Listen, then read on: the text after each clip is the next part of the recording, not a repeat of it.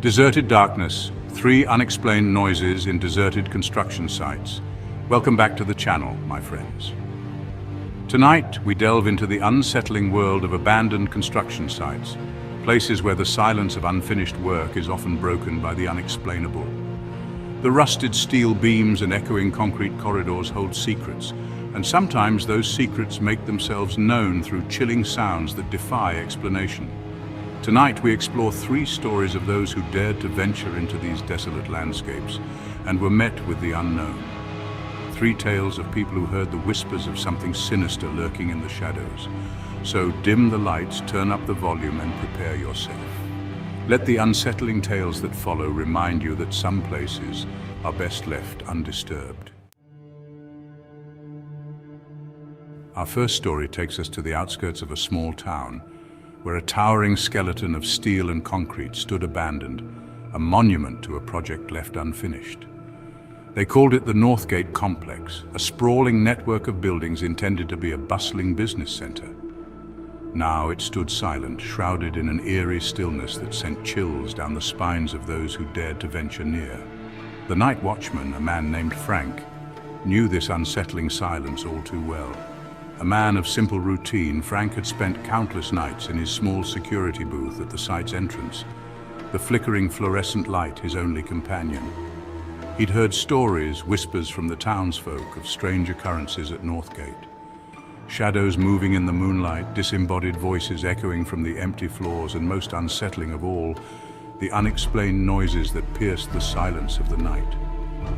One particular evening, as a thick fog rolled in, blanketing the construction site in an ethereal mist, Frank felt a shiver crawl up his spine.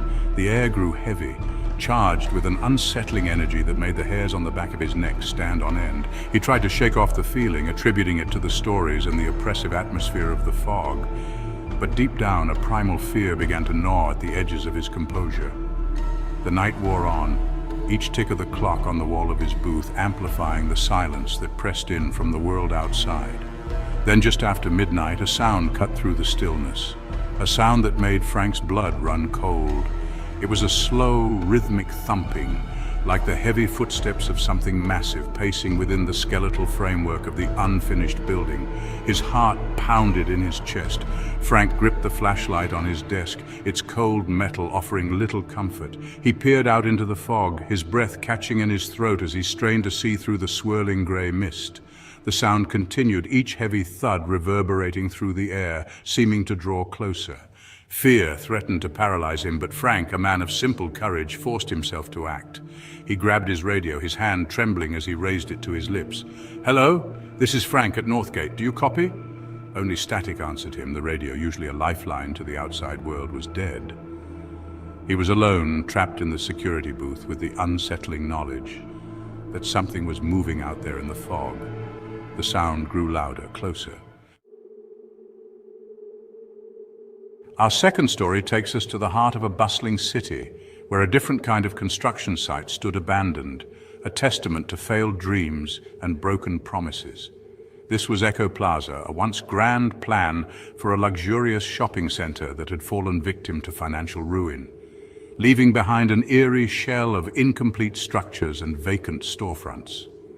It was here, amidst the half-finished escalators and silent fountains, that a group of friends, fueled by youthful curiosity and a thirst for adventure, decided to venture one warm summer night.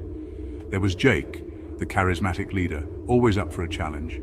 Emily, the skeptic of the group, her sharp wit masking a flicker of fear.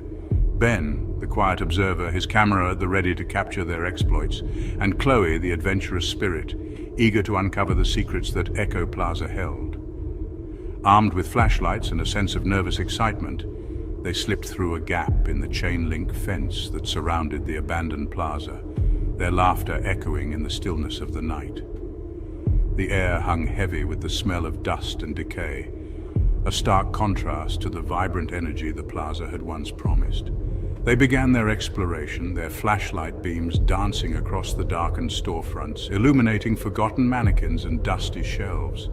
As they ventured deeper into the heart of the abandoned plaza, the weight of its desolate atmosphere began to settle upon them, replacing their initial excitement with a growing sense of unease. It was Ben who first noticed the sound, a faint scratching coming from the floor above them. He stopped, his camera lowering as he strained to hear.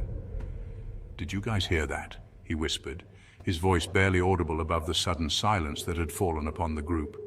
"Hear what?" Jake replied, his bravado faltering slightly as he too listened intently. The scratching came again, louder this time, accompanied by a soft thud, like something heavy dragging across the concrete floor. Emily, her skepticism momentarily forgotten, felt a shiver run down her spine. "Maybe we should just go," she said, her voice tight with apprehension. But Chloe, her adventurous spirit not yet dampened, shook her head. "No way, it's probably just some stray animal. Come on, let's check it out." And with that, she started up the escalator that stood frozen in time, its steps leading to the darkened upper level of the plaza. Reluctantly, the others followed, their flashlight beams cutting through the darkness, their hearts pounding in unison with the strange sounds from above. As they reached the top of the escalator, the scratching grew louder, more insistent, and now it was accompanied by a series of low, guttural growls that sent chills down their spines. Fear tightened its grip on the group, but they pressed on, their curiosity battling with their primal instinct to flee. Chapter 3: The Construction Worker's Nightmare. Our final story brings us to a construction site bathed in the harsh glare of midday sun, a place where the din of progress usually drowned out any whispers of the unknown. This was the Ascent Tower, a testament to ambition, a skyscraper reaching for the clouds, each floor a symbol of human endeavor. Yet even in the full light of day, a creeping sense of dread began to weave its way through the steel beams and concrete floors. Mark, a seasoned construction worker, known for his unwavering work ethic and stoic demeanor, found himself increasingly troubled by a series of unsettling events that began to plague the Ascent Tower site.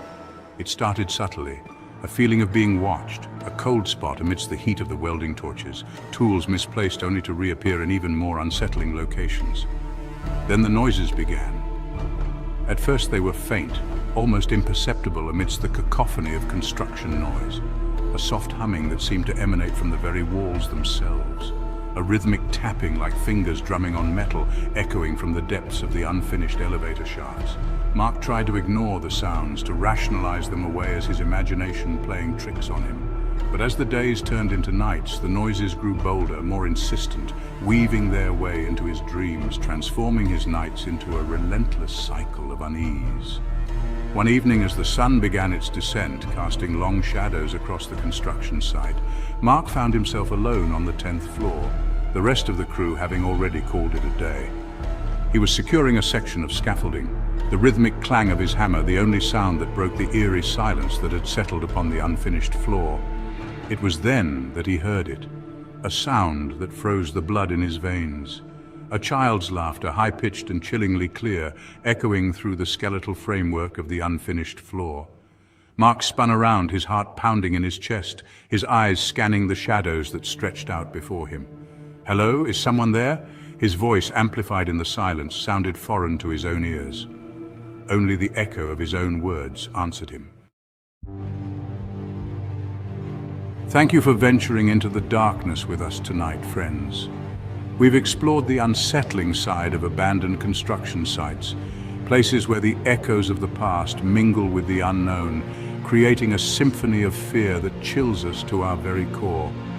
If these stories have sent shivers down your spine, be sure to give this video a thumbs up and subscribe to the channel for more explorations into the darkest corners of our world. And if you dare, share your own terrifying tales in the comments below.